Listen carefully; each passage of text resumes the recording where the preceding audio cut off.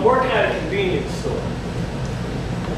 The last customer that came through makes me wonder what it would have been like to have a son if she hadn't left me so soon. Beautiful. It's what I imagine our family could have been. Like the fire-crusted shadow monoliths of a sun rising over a mountain range, if desert silicon collected to create stained glass windows in Catholic cathedrals, beautiful is what I wish to find my present. But my past has no future.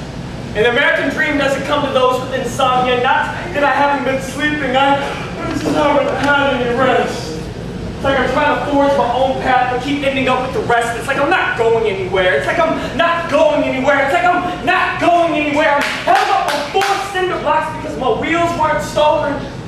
Just my drive to leave. As if somebody stole the passion out of the Ozark bottles I used to sip on when I conquered the peaks that I printed on the postcards next to the Red Bulls and full throttle bottles. Now, I just want to full throttle it out of here, away from this civilization that's encroached upon my frontier haven. You see, it terraformed a pit stop town across the generations from regular Walmarts to giant outlet malls. They're plugging in their extension cords, gearing up society to power for more. These days, nobody seems to know what for. It's like they've lost their fear of the desert, lost respect to those radiant rays and hungry buzzards that used to prey upon the unfortunate traveler unlucky enough to get caught near our way. And to me, that presents a problem. Because whenever ambition exceeds apprehension, it throws off the natural balance of life, and the justice scales cannot prevail against the frontiers of greed and science when morality has become as biased as the American morning news.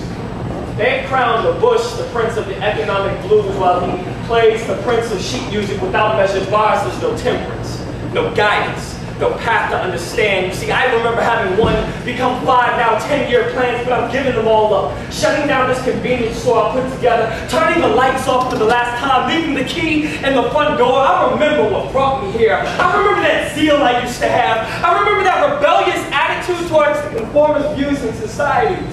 Whether it was those in the streets or wearing robes of piety, sitting up in the skyscrapers or standing right beside me, it was not for them, but for me that I left, and for the future that I'm leaving. So onward I walk, trudging step by laborious step, until I'm standing in the middle of Nevada, staring upon its endless ocean, stalling for more time off, stretching past my limits. I see a penumbra as it outlines the form of an oasis.